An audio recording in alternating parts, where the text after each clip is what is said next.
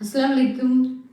இன்னைக்கு நம்ம பார்க்க போறது, மறுநாள் ஃபாத்திமா ரலியல்லாஹு அன்ஹா அவர்கள் போனார்கள். கதவை தட்டினார்கள். மீண்டும் யார் என்று அந்த பெண் கேட்டார். நான் ஃபாத்திமா வந்துள்ளேன் என்றார்கள். நபி அவர்களின் வீட்டிலிருந்து யார் வந்தாலும் உனக்கு பார்க்க அனுமதி உண்டு என்று என் கணவர் கூறினார் என்று கதவை திறந்தார். இருவரும் பேசிக்கொண்டே இருந்தார்கள். அசர் நேரம் வந்தது. இருவரும் தொழுதார்கள். ஃபாத்திமா ரலியல்லாஹு அன்ஹா அவர்கள் தொழுது விட்டு ஒரு ஓரத்தில் அமர்ந்தார்கள்.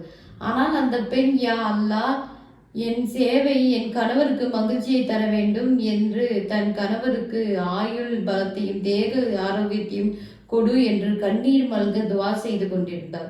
பிறகு சலாம் கூறிவிட்டு ஃபாத்திமா ரலியல்லாஹு அன்ஹா அவர்கள் வீட்டிற்கு வந்தார்கள். மறுநாள் அங்கு நடந்ததை தன் தந்தை நபி ஸல்லல்லாஹு அலைஹி வஸல்லம் அவர்களிடம் கூறினார்கள்.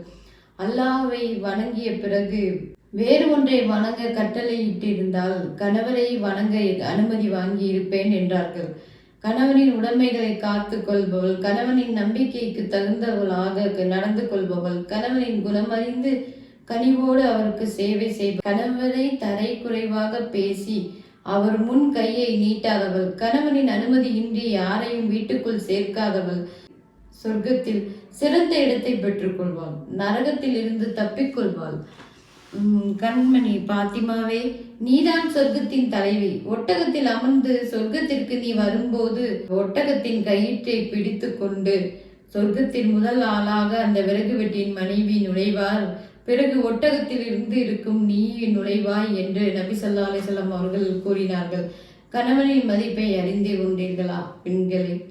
பெண்ணே, கணவனிடம் நீ எவ்வாறு நடந்து கொள்கிறாய் என்பதை அறிந்து கொள். அவர்தான் உனக்கு சொர்க்கமும் நரகமும். இந்த ஹதீஸ் என்று எனக்கு தெளிவாகிவிட்டது. நீங்களும் தெரிந்து கொள்ளுங்கள். கணவனை பேணி சொர்க்கத்தை அடைந்து கொள்ளுங்கள். இன்ஷா அல்லாஹ். அல்லாஹ் போதுமானவன். இந்த வீடியோ பிடிச்சிருந்தா லைக் பண்ணுங்க, ஷேர் பண்ணுங்க, கமெண்ட் பண்ணுங்க. அஸ்ஸலாமு அலைக்கும் வரஹ்மத்துல்லாஹி வபரகாத்துஹு.